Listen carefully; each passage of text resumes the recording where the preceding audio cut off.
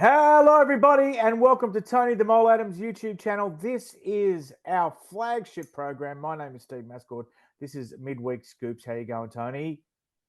Yeah, doing well, Steve. A week closer to the finals and a week closer to getting out of Sydney winter, although it's absolutely pissing down here. We're setting all sorts of records for rain in Sydney in August. So that might make our English friends feel a bit better about the weather. Yeah. Now, but before we go on to that, is it the new fella who has switched to England? Is it Billy Smith who switched to England? Is that right? Yes. Right. What do you think? He's a very good player. I think Herbie Farnworth is probably the best centre in the rugby league world. You put Billy Smith on the other side in the centres. They've got two pretty good players. He's had a wretched run with injury over the years, Billy Smith, but this year, touch wood, he's been playing for the Roosters. He's been scoring tries, setting up tries. He's a good player. Now, you see what I did there? The Roosters and Smith.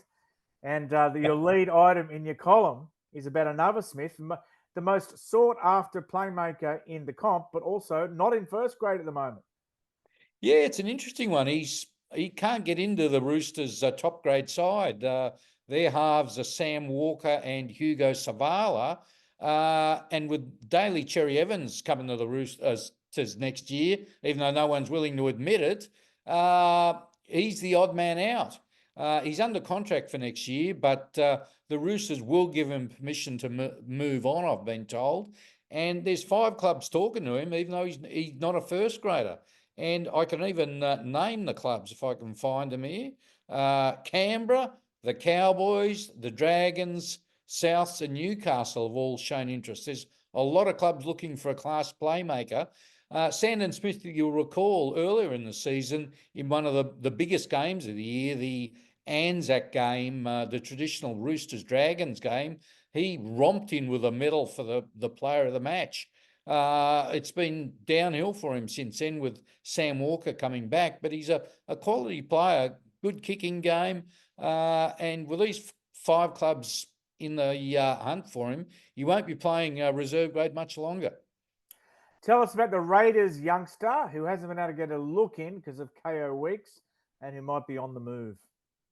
Yeah, that's right. Chevy Stewart. He's a good young player. Played 3 games last year when Weeks was out, and 20-year-old, very quick.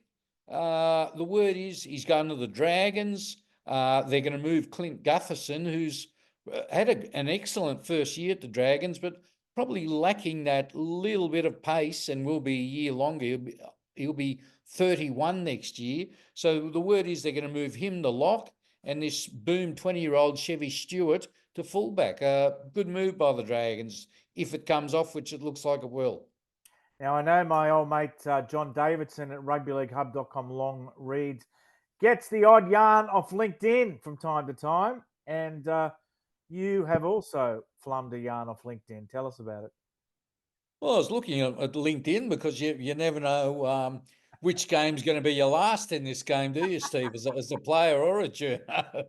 I didn't find a job for myself, but I found an interesting one that the Newcastle Knights put up for a catching and kicking coach. And this sort of ties in with what we said in our earlier show about Xavier Coates and what a weapon he is with the high kicks these days, because the twist in the rules that those going for the bomb can't be touched or even tackled or jostled mid-air. We're seeing more tries from bombs than ever, and the Knights, have obviously realised this. They have a problem scoring points at the best of times. They've gone, I think, 9 or 10 first halves this year without scoring a point. They've obviously realised this, so they're looking at doing it with a catching kicking coach, and they've advertised for it on LinkedIn. So I might even apply. You never know. Yeah. Okay, one more item, Tony, and once more we're introducing our viewers and listeners to a player they may not have heard of before, Compton PCEL. Who is Compton PCEL? Good name. Yeah, I'm pretty sure they haven't heard of this one, but he's a youngster, a young centre from New Zealand. He started the year actually playing for the Wars in the Jersey flag, then came across to the Panthers.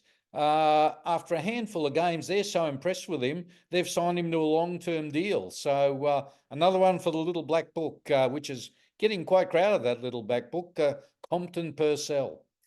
Okay, everybody. Thanks for watching and listening. And don't forget to like and subscribe. We'll talk to you next week, Tone. Sounds good, Steve.